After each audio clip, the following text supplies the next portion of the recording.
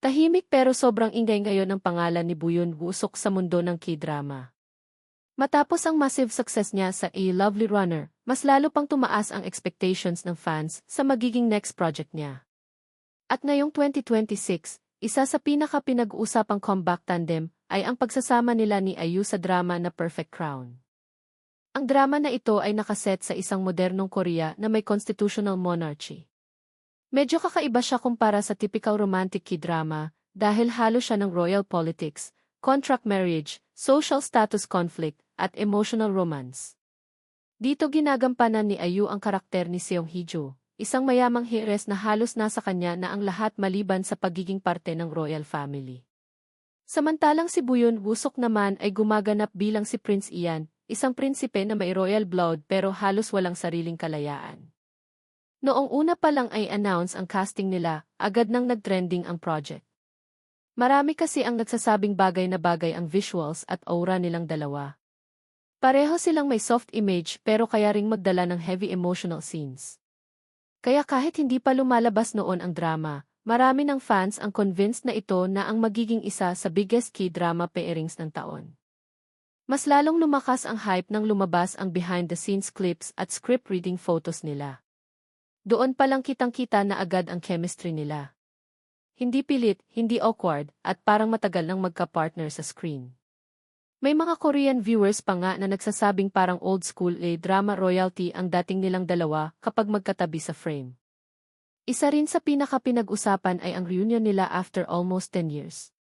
Hindi alam ng iba na dati nang nagkasama si IU at Buyun Woo-suk sa Kimon Lovers, Scarlet Heart Trio. Kahit sobrang ikli lang noon ang appearance ni Buyun Woo-suk.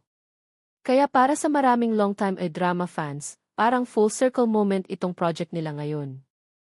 Habang tumatakbo ang drama, unti-unti ring dumami ang discussions online tungkol sa acting ni Buyun Woo-suk. Marami ang pumupuri sa pagiging mas mature niya ngayon bilang aktor. Kumpara raw sa previous projects niya, mas controlled na ang emotions niya sa scenes at mas natural ang delivery niya. Lalo na sa mga eksenang tahimik lang pero ramdam mo agad yung lungkot o pressure ng karakter niya bilang prinsipe. Si IU naman, consistent pa rin sa pagdala ng emotionally layered characters. Pero ayon sa viewers, iba raw talaga ang glow niya sa The Perfect Crown. Marami ang nagsasabing bagay na bagay sa kanya ang elegant at classy roles dahil effortless niyang nadadala ang karakter, kahit simpleng tingin lang sa kamera. Isa pa sa nagustuhan ng fans ay kung paano binuo ng drama ang relasyon ng dalawang bida. Hindi siya agad-agad na romantic. Dahan-dahan siyang lumalim habang mas nakikilala nila ang isa't isa. Kaya maraming viewers ang na-attach sa development ng characters nila. Pero nitong mga nakaraang araw, nagkaroon din ng issue ang drama matapos mapansin ng ilang viewers ang umano'y historical inaccuracies sa ilang episodes. Dahil dito, parehong naglabas ng public apology sina Jeffy Yu at Buyun Woo-suk kasama ang production team. Kahit hindi naman sila ang writers ng series, pinili pa rin nilang humarap at mag-sorry sa audience. Marami naman ang nagsabing naging professional ang naging response nilang dalawa sa issue.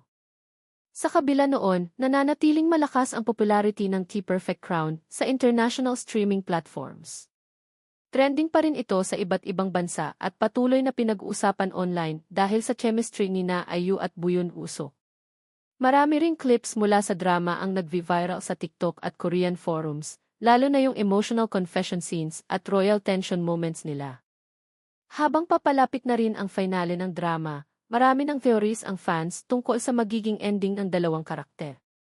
May ilan na umaasang happy ending ito, habang may iba namang naniniwalang posibleng maging tragic dahil sa political conflicts sa loob ng royal family. Pero isang bagay ang sigurado ngayon. Napatunayan ni Buyun Woo-suk na hindi lang siya basta rising star pagkatapos ng The Lovely Runner.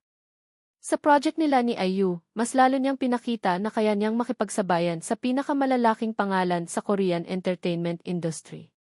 At para naman kay IU, isa na naman itong dagdag sa listahan ng successful dramas na hindi lang naging hit sa Korea, kundi pati sa international audience. Sa dami ng bagong K-dramas ngayong 2026, isa ang The Perfect Crown sa mga seryeng talagang tumatak agad sa viewers. Hindi lang dahil sa magagandang visuals o malaking production, kundi dahil sa natural na chemistry at emosyon na naipapakita ni IU at Buyun Woo-suk sa bawat eksena.